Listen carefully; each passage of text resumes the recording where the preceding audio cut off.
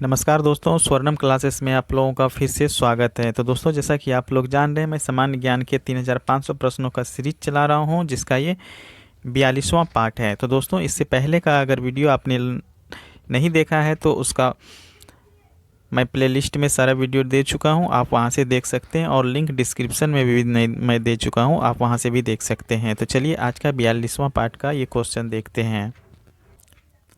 प्रधानमंत्री स्वास्थ्य सुरक्षा योजना के तहत 3 नए अखिल भारतीय आयुर्विज्ञान संस्थान एम्स क्रमानुसार मंगलागिरी और डैश महाराष्ट्र, आंध्र प्रदेश और पश्चिम बंगाल में स्थापित किए जाएंगे। तो साथियों, बताना है कि प्रधानमंत्री स्वास्थ्य सुरक्षा योजना के तहत 3 नए अखिल भारतीय आयुर्विज्ञान संस्थान क्रमानुसार मंगलगिरी और कहाँ पर ये स्थापित किए जाएंगे। तो दोस्तों, ये क्रमानुसार जो है मंगलगिरी और नागपुर, कल्याणी, महाराष्ट्र, आंध्र प्रदेश और पश्चिम बंगाल में स्थापित किए जाएंगे। तो सी नंबर आंसर बिल्कुल सही हो जाएगा। ठीक है, तो ये क्रमानुसार क्या हो जाएंगे? नागपुर, मंगलगिरी और कल्याणी में क्रमशः महाराष्ट्र, आंध्र प्रदेश और पश्चिम बंगाल में स्थापित किए जाएंगे। ठीक है दोस्तों, एम्स को भारत में सबसे अच्छा रोग निदान का संस्थान माना जाता है, और भारत में एम्स का संचालन जो है भारत सरकार द्वारा की जाती है। ठीक है, और भारत में डॉक्टर की भारी कमी है, धन के अभाव में भी जनता उसकी इलाज समय पर नहीं करा पाती है दोस्तों। तो दोस्तों, 12 अप्रैल 2005, ठीक है, 12 अप्रैल 2005, ठीक है, 2005 को राष्ट्रीय स्वास्थ्य सेवा मिशन शुरू किया गया, और भारत सरकार प्रत्येक राज्य में एम्स की स्थापना करना चाहती है। भारतीय खिलाड़ी अभिषेक वर्मा डैश से संबंधित है। तो साथियों, बताना है कि जो भारतीय खिलाड़ी अभिषेक वर्मा जी हैं, ये किस खेल से संबंधित। तो दोस्तों, ये जो अभिषेक वर्मा है, ये तीरंदाजी खेल से संबंधित है। ठीक है, तो ये तीरंदाजी खेल से संबंधित है, तो सी नंबर आंसर बिल्कुल सही हो जाएगा। तो उसी प्रकार दोस्तों, अगर पूछा जाए कि पीवी सिंधु किस खेल से संबंधित है, तो वे बैडमिंटन खेल से संबंधित है। और साक्षी मलिक पूछा जाए तो ये कुश्ती खिलाड़ी है, और नरसिंह यादव पूछा जाए तो ये भी कुश्ती खिलाड़ी है। तो इन सबों को याद रखिएगा। चलिए देखते हैं नेक्स्ट क्वेश्चन को। पसीने वाली ग्रंथियां मानव शरीर के किस अंग में मौजूद होती है? तो साथियों, बताना है कि पसीनों वाली ग्रंथियां जो होती है, ये मानव शरीर के किस अंग में मौजूद होती है? तो साथियों, ये त्वचा में होती है। ठीक है, तो पसीने वाली ग्रंथियां जो होती है दोस्तों, मानव शरीर के त्वचा अंग में मौजूद होती है। तो डी नंबर आंसर बिल्कुल सही हो जाएगा। दोस्तों, त्वचा हमारे शरीर को भी सुरक्षा प्रदान करती है, और त्वचा में पाई जाने वाली तैली ग्रंथियां सीबम से बहती है। ठीक है, तो इन सबों को भी याद रखिएगा। और चलिए देखते हैं नेक्स्ट क्वेश्चन। भारत का राष्ट्रीय प्रतीक भारत सरकार द्वारा कब अपनाया गया था? वेरी वेरी इंपॉर्टेंट क्वेश्चन है साथियों। तो बताना है कि भारत का राष्ट्रीय प्रतीक भारत सरकार द्वारा कब अपनाया गया था। तो ये अपनाया गया था दोस्तों 26 जनवरी 1950 को। ठीक है, तो सी नंबर आंसर बिल्कुल सही हो जाएगा। ठीक है, 26 जनवरी 1950 को। राष्ट्रीय प्रतीक हमारा अशोक चक्र है दोस्तों। ठीक है, अगर पूछा जाए कि राष्ट्रीय प्रतीक जो है वो क्या है, तो वो अशोक चक्र है। और अशोक चक्र कहाँ से लिया गया है? तो अशोक चक्र जो है सारनाथ से लिया गया है। सारनाथ के अशोक स्तंभ से अशोक चक्र लिया गया है दोस्तों। ठीक है, और अशोक चक्र जो है शक्ति, शांति और प्रगति का प्रतीक है। अगर पूछा जाए दोस्तों कि ये जो अशोक चक्र है, इसमें कितनी तिल्लियाँ होती है, तो अशोक चक्र में दोस्तों टोटल 24 तिल्लियाँ होती है। ठीक है, तो कितनी तिल्लियाँ होती है? 24 तिल्लियाँ होती हैं। और एक बात दोस्तों, इस सारनाथ के बारे में अगर पूछा जाए कि महात्मा बुद्ध अपना प्रथम उपदेश कहाँ दिए थे, तो इसी सारनाथ में ही दिए हुए थे। ठीक है, तो इन सबों को भी याद रखिएगा। देखिए नेक्स्ट क्वेश्चन क्या है।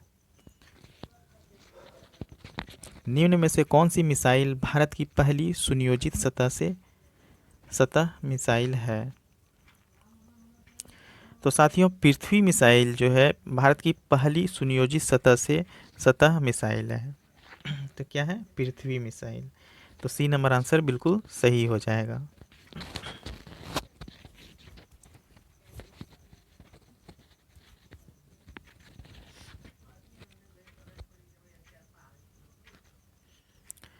तो चलिए देखते हैं नेक्स्ट क्वेश्चन को। ओसामा बिन लादेन को 2011 में किस देश में मार दिया गया था?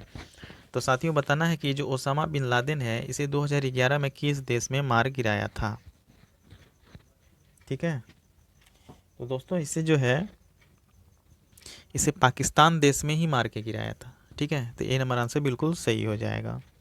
ओसामा बिन लादेन जो है दोस्तों अलकायदा के द्वारा आतंकवादी संगठन के संस्थापक थे और ये अपने पेशा से जो थे एक अभियंता थे।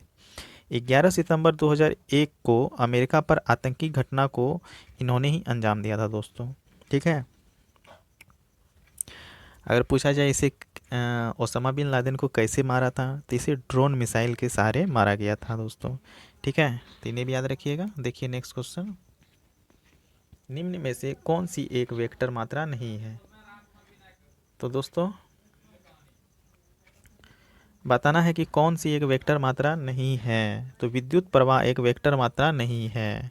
ठीक है, विद्युत प्रवाह सी नंबर आंसर बिल्कुल सही हो जाएगा। विस्थापन, वेग, भार, त्वरण, बल, संवेग, चुंबकीय क्षेत्र, विद्युतीय क्षेत्र, ये सभी जो है दोस्तों वेक्टर राशियां हैं। वेक्टर यानी कि सदिश राशियां। ठीक है, इसे हम लोग हिंदी में सदिश राशियां बोलते हैं। और उसी प्रकार अगर अदिश पूछा जाए दोस्तों तो घनत्व, धारा, विभव, द्रव्यमान, ऊर्जा, कार्य, शक्ति, ये सभी अदिश है। ठीक है, तो इन्हें भी याद रखिएगा। चलिए देखते हैं नेक्स्ट क्वेश्चन को। एक तत्व के समस्थानिकों के अणु के द्रव्यमान में अंतर का कारण क्या है? तो साथियों बताना है कि एक तत्व के समस्थानिकों के अणु द्रव्यमान में अंतर का कारण क्या है। तो साथियों उनके नाभिक में न्यूट्रॉन की अलग अलग संख्या। एक तत्व के समस्थानिकों के अणु के द्रव्यमान में अंतर का कारण उनके नाभिक में न्यूट्रॉनों की अलग अलग संख्या है। ठीक है, तो बी नंबर आंसर बिल्कुल सही हो जाएगा। देखिए नेक्स्ट क्वेश्चन, नोबेल पुरस्कार विजेता 2015 में भौतिकी श्रेणी में जिन्होंने खोज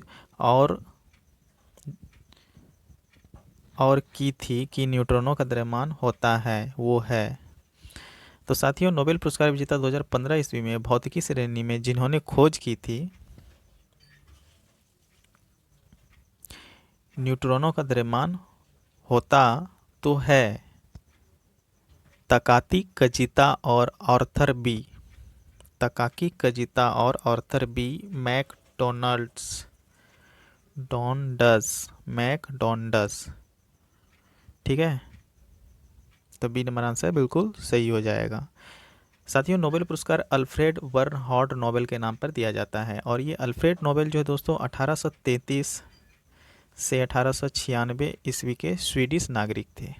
ठीक है, मरने के बाद वसीयत नाम से पता चला कि कोई भी व्यक्ति हो जो सबसे योग्य हो उन्हें पुरस्कृत किया जाए। ठीक है, 2 बार 1931 और 1961 ईस्वी में मृत्यु उपरांत क्रमशः एरिक्सल कार्ड फल्टड एवं यूएन का महासचिव रह चुके डैग हैमर सोल्ड को दिया गया था और 1974 ईस्वी से नियम बना दिया गया कि मरणोपरांत यह पुरस्कार नहीं दिया जाएगा। ठीक है, तो मरणोपरांत यह पुरस्कार कब से नहीं दिया जा रहा है दोस्तों? 1974 से। तो इन्हें भी याद रखिएगा। देखिए नेक्स्ट क्वेश्चन क्या है, ऑल इंडिया मुस्लिम लीग की स्थापना कब हुई थी? वेरी वेरी इंपॉर्टेंट है क्वेश्चन दोस्तों। तो बताना है कि ऑल इंडिया मुस्लिम लीग की स्थापना कब हुई थी। तो इसकी स्थापना 1906 ईस्वी को हुई थी। तो बी नंबर आंसर बिल्कुल सही हो जाएगा। तो मुस्लिम लीग की स्थापना 30 दिसंबर, ठीक है, 1906 को हुई थी।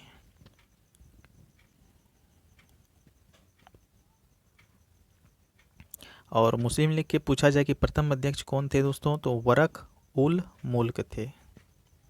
ठीक है, देखिए नेक्स्ट क्वेश्चन। सूरज की रोशनी के संपर्क में आते ही हमारी त्वचा सांवली हो जाती है, ऐसा किसकी उपस्थिति के कारण होता है? तो साथियों बताना है कि सूरज की रोशनी के संपर्क में आते ही हमारी त्वचा जो है वो सांवली हो जाती है, ऐसा किसकी उपस्थिति के कारण होता है? तो ऐसा होता है मेलेनिन, मेलेनिन की उपस्थिति के कारण। ठीक है, तो सी नंबर आंसर बिल्कुल सही हो जाएगा। देखिए नेक्स्ट क्वेश्चन। वरिष्ठ अधिवक्ता का नाम बताइए जिन्होंने भारत बांग्लादेश सीमा मुद्दे पर एक सदस्यीय आयोग की अध्यक्षता की थी। तो साथियों बताना है कि वरिष्ठ अधिवक्ता कौन थे जो भारत बांग्लादेश सीमा मुद्दे पर एक सदस्यीय आयोग की अध्यक्षता की थी। ठीक है, तो ये है Upamanyu Hazarika, Upamanyu Hazarika. B number answer बिल्कुल सही होगा। दोस्तों भारत बांग्लादेश के बीच सीमा का निर्णय नहीं हो पाया था। ठीक है, 3 बीघा कॉरिडोर भारत और बांग्लादेश के बीच आने जाने का मार्ग रहा था और भारत के वर्तमान सरकार, उस समय के वर्तमान सरकार ने बड़े भाई की भूमिका निभाते हुए सीमा विवाद को सुलझाकर महत्वपूर्ण कार्य किया था दोस्तों, और इसके लिए संविधान में भी संशोधन कर लिया गया। तो इन सबों को भी याद रखिएगा। देखिए नेक्स्ट क्वेश्चन क्या है। फोर्ब्स दुनिया के सबसे शक्तिशाली लोग 2015 की सूची में कौन सा भारतीय शीर्ष 10 में शामिल है? तो साथियों बताना है कि जो फोर्ब्स से है दुनिया के सबसे शक्तिशाली लोग, फोर्ब्स के दुनिया के सबसे शक्तिशाली के लोग 2015 की सूची में कौन सा भारतीय शीर्ष 10 में शामिल है? तो दोस्तों ये फोर्ब्स की दुनिया के पहले शक्तिशाली लीग 2015 ईस्वी की सूची में भारत के नरेंद्र मोदी शीर्ष 10 में शामिल है। ठीक है, तो ए नंबर आंसर बिल्कुल सही हो जाएगा, नरेंद्र मोदी जी। और ये फोर्ब्स जो है दोस्तों ये अमेरिका की पत्रिका है। ठीक है, ये अमेरिका की एक पत्रिका है। और नरेंद्र मोदी जो है दोस्तों आरएसएस के सदस्य और गुजरात के मुख्यमंत्री भी रह चुके हैं और भारत के इतिहास में प्रथम गैर कांग्रेसी दल जो लंबी अवधि बाद पूर्ण बहुमत से सत्ता में आया है। ठीक है, देखिए नेक्स्ट क्वेश्चन। शॉर्टकट कुंजी अल्ट प्लस इंटर के लिए प्रयोग की जाती है। तो साथियों बताना है कि अल्ट प्लस इंटर जो है किसके लिए प्रयोग की जाती है?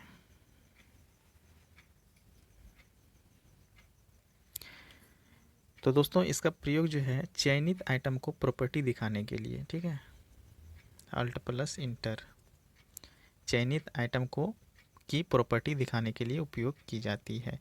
तो बी नंबर आंसर बिल्कुल सही हो जाएगा।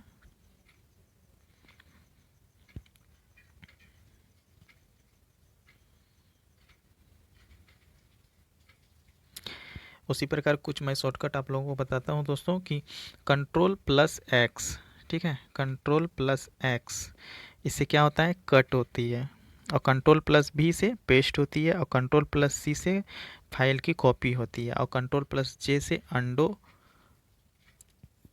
एनी एक्शन होता है। ठीक है, और अल्ट अल्ट प्लस एफ से to select the file menu. ठीक है, तो इन सबों को भी याद रखिएगा। चलिए देखते हैं नेक्स्ट क्वेश्चन। मलेरिया रोधी दवाओं के आविष्कार को चिकित्सा के नोबेल पुरस्कार 2015 से सम्मानित किया जा रहा है। यह दवा किस औषधि पौधे से निकाली जाती है? वेरी वेरी इंपॉर्टेंट क्वेश्चन है दोस्तों, मैंने पिछले कई वीडियो में ये क्वेश्चन को बताया है। तो चलिए बताइए कमेंट करके कि ये किस औषधि पौधे से निकाली जाती है मलेरिया के दवाई। तो दोस्तों ये आर्ट मिसिनिन, ठीक है, आर्ट मिसिनिन।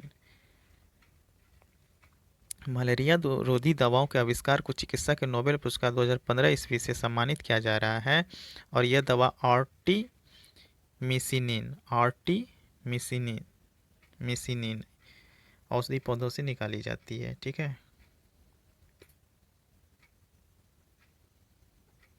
तो ए नंबर आंसर बिल्कुल सही हो जाएगा।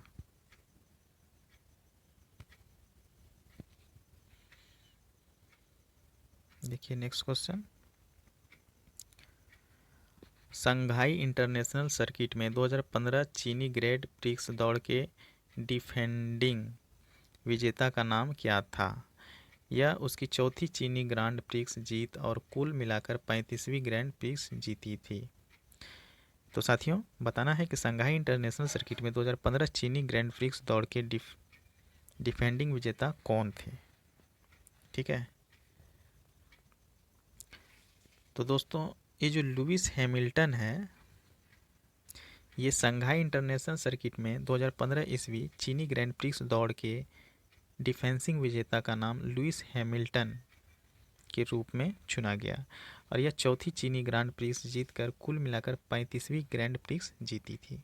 ठीक है, तो डी नंबर आंसर बिल्कुल सही हो जाएगा। दोस्तों ये जो ग्रैंड प्रिक्स है कार रेसिंग का खेल है। क्या है ये? Car racing.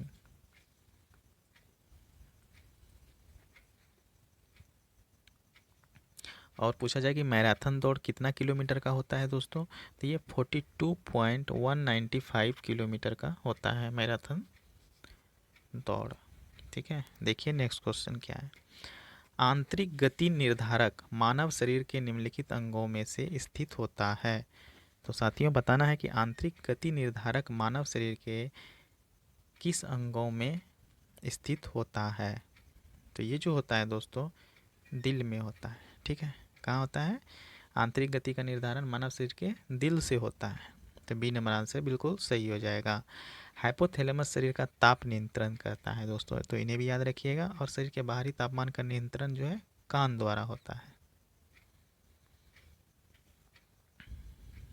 देखिए नेक्स्ट क्वेश्चन, विद्युतीय तटस्थ और कमजोर सूक्ष्माणु पर परस्पर डैश प्रभाव है। तो दोस्तों न्यूट्रिनो विद्युतीय तटस्थ, ठीक है, न्यूट्रिनो विद्युतीय तटस्थ और कमजोर सूक्ष्माणु पर परस्पर प्रभाव है। तो ए नंबर आंसर बिल्कुल सही हो जाएगा। तो न्यूट्रॉन की खोज चैडविक ने किया था, इन्हें याद रखना है। और न्यूट्रॉन का आवेश जो है 0 होता है और द्रव्यमान 1.6749 इंटू 10⁻⁻24 G। और प्रोटॉन का आवेश +1 और इलेक्ट्रॉन का 1 होता है। तो इन्हें भी याद रखिएगा। देखिए नेक्स्ट क्वेश्चन क्या है। कुंभलगढ़ किला राजस्थान के बारे में निम्न में से कौन सा तथ्य सच नहीं है? तो साथियों बताना है कि कुंभलगढ़ किला राजस्थान के बारे में निम्न में से कौन सा तथ्य सच नहीं है।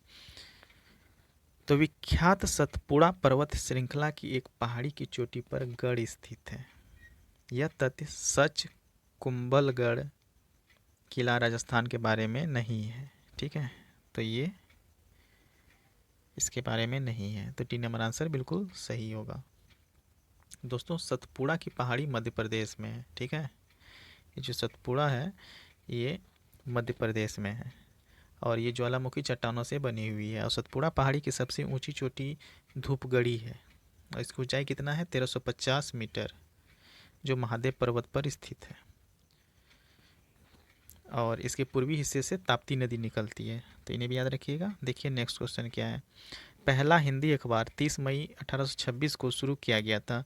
यह दिन हिंदी पत्रकारिता दिवस के रूप में भी मनाया जाता है। तो उस अखबार का नाम क्या है? वेरी वेरी इंपॉर्टेंट क्वेश्चन है साथियों। तो बताइए कि पहला अखबार जो है हिंदी 30 मई 1826 को शुरू किया गया था और यह दिन जो हिंदी पत्रकारिता दिवस के रूप में मनाया जाता है, तो यह अखबार का नाम क्या है?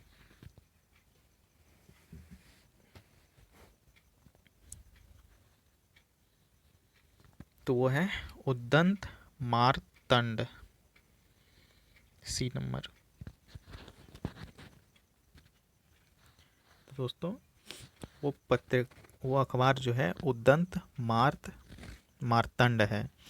ठीक है। उद्दंत मार्तंड जो है जुगल किशोर ने निकाला था दोस्तों। उद्दंड मार्तंड कानपुर से निकाला गया था। देखिए नेक्स्ट क्वेश्चन,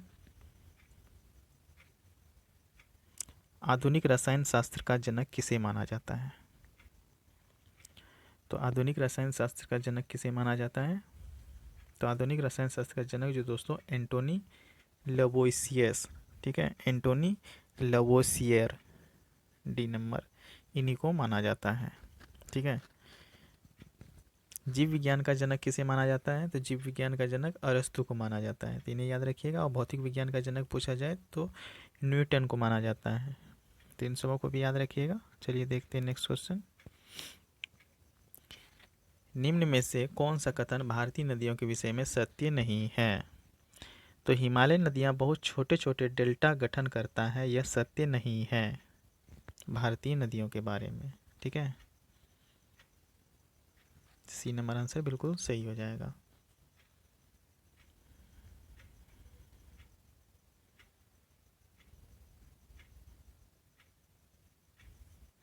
तो हिमालयी नदियाँ विशाल डेल्टा का निर्माण करती है और अपने साथ लाए अपशिष्ट पदार्थों को समुद्र में गिराने से पहले डेल्टा का निर्माण करते हैं। और सुंदरवन डेल्टा जो विश्व का सबसे बड़ा डेल्टा है, जो गंगा नदी पर है।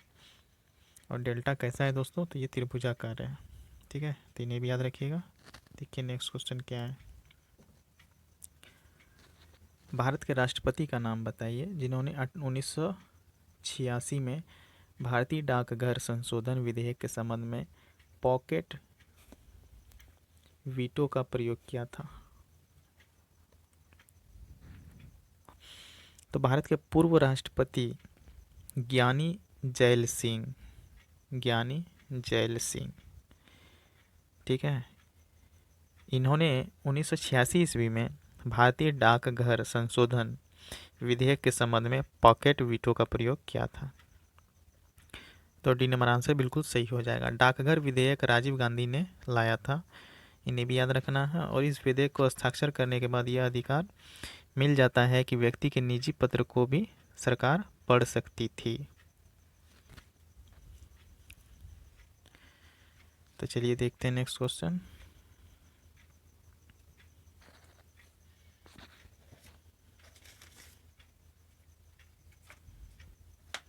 CFC का पूरा नाम क्या है? तो CFC का पूरा नाम क्या है? तो क्लोरोफ्लोरोकार्बन। ठीक है, CFC का पूरा नाम क्लोरोफ्लोरोकार्बन। ए नंबर आंसर बिल्कुल सही हो जाएगा।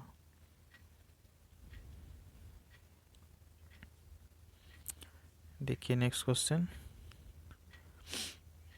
भारत के राष्ट्रपति द्वारा राज्यसभा के कितने सदस्यों को नामित किया जाता है? तो साथियों बताना है कि भारत के राष्ट्रपति द्वारा राज्यसभा के कितने सदस्यों को नामित किया जाता है? तो ये किया जाता है 12 सदस्यों को। ए नंबर आंसर बिल्कुल सही हो जाएगा। दोस्तों राज्यसभा में कुल सदस्य कितने होते हैं? 250 होते हैं, तो इन्हें भी याद रखना है। देखिए नेक्स्ट क्वेश्चन क्या है, जेलेपला और नाथुला दर्रे निम्न में से किस राज्य में स्थित हैं? ये दर्रे से रिलेटेड जितने भी क्वेश्चन होते हैं दोस्तों, सारे को आप लोग याद कर लीजिएगा, क्योंकि एग्जाम के तौर पर बहुत ही इम्पोर्टेंट है। ठीक है, तो बताना है कि जेलेपला और नाथुला ये दर्रे कहाँ पर स्थित हैं? ये सिक्किम राज्य में स्थित है दोस्तों। ए नंबर आंसर बिल्कुल सही हो जाएगा, सिक्किम राज्य में। उसी प्रकार अगर पूछा जाए कि मणिपुर में कौन सी दर्रे हैं, तो तुजू दर्रा, ठीक है, अरुणाचल प्रदेश में दिक्कू दर्रा है, वोमिंडला दर्रा है, योंग्यप दर्रा है। और जम्मू कश्मीर में कौन सा दर्रा है? कारोकरम, जोजिला, पीर पंचाल और बुर्जिल और वनीहाल। ठीक है, ये सारे जो है जम्मू कश्मीर में है। और हिमाचल प्रदेश में अगर बोले तो हिमाचल प्रदेश में जो है सिपकिला और रोहतांग, ये 2 दर्रे हैं। और अगर उत्तराखंड में पूछा जाए तो उत्तराखंड में नीति और लिपू लेक। ठीक है, तो ये दर्रे वहाँ पर है। देखिए नेक्स्ट क्वेश्चन, कौन से 2 देश एडिलेड ओवल में पहला दिन रात क्रिकेट टेस्ट मैच खेले? तो बताना है दोस्तों कौन से दो देश हैं जिन्होंने एडिलेड ओवल में पहला दिन रात दिन क्रिकेट खेले थे। ठीक है, तो दोस्तों ये ऑस्ट्रेलिया और न्यूजीलैंड थे। अब बी नंबर आंसर बिल्कुल सही हो जाएगा। ठीक है, देखिए नेक्स्ट क्वेश्चन। चित्रकोट झरना इंद्रावती नदी पर पड़ता है, जिसे अक्सर भारत के न्यागरा झरने के रूप में जाना जाता है। वह डैश में स्थित है? तो बताना है दोस्तों कि चित्रकोट झरना इंद्रावती नदी पर पड़ता है, जिसे अक्सर भारत के न्यागरा झरने के रूप में जाना जाता है। वो कहाँ स्थित है? तो वह छत्तीसगढ़ में है। ठीक है, तो बी नंबर आंसर बिल्कुल सही हो जाएगा, छत्तीसगढ़। तो चित्रकोट का संबंध भगवान श्री राम से जोड़ा जाता है, जहाँ वनवास के समय वहीं पर रहे थे। और झरना किसी पहाड़ी क्षेत्र में नदी जल का अवरोध होने से ऊंचाई पर चढ़ना और फिर नीचे गिरना, इसी को कहते हैं। अगर पूछा जाए कि विश्व का सबसे ऊंचा झरना क्या है, तो सबसे ऊंचा झरना जो है विश्व का एंजला झरना है। ठीक है, एंजला झरना क्या है? एंजला झरना। देखिए नेक्स्ट क्वेश्चन। किस देश ने 2015 में heart of Asia Istanbul process की मेजबानी की थी? तो साथियों बताना कि heart of Asia Istanbul process जो है इसकी मेजबानी किसने की थी? तो इस्लामाबाद और पाकिस्तान। ए नंबर आंसर बिल्कुल सही हो जाएगा। तो इस्लामाबाद और पाकिस्तान ने 2015 में heart of Asia Istanbul process की मेजबानी की थी। ठीक है, देखिए नेक्स्ट क्वेश्चन। स्पुतनिक 1 निम्नलिखित देशों में से किसके द्वारा प्रक्षेपित किया गया था? वेरी वेरी इंपॉर्टेंट क्वेश्चन है दोस्तों। बताना कि स्पुतनिक 1 जो है निम्नलिखित देशों में से किसके द्वारा प्रक्षेपित किया गया था? दोस्तों ये यूएस स्पुतनिक 1 जो है रूस द्वारा प्रक्षेपित किया गया था।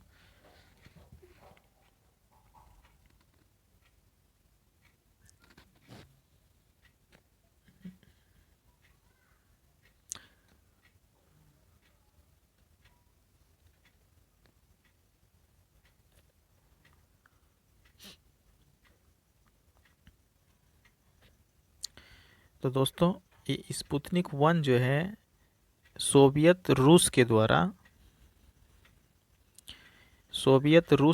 प्रक्षेपित किया गया था। तो सी नंबर आंसर बिल्कुल सही हो जाएगा। ठीक है, सोवियत रूस के द्वारा प्रक्षेपित किया गया था।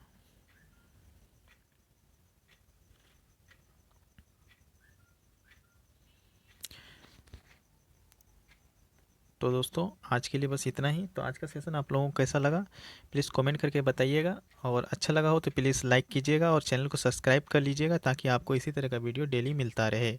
तो दोस्तों अब मैं इससे नेक्स्ट क्वेश्चन जो है नेक्स्ट वीडियो में लेकर आऊँगा। तो आज के लिए बस इतना ही। थैंक यू, धन्यवाद।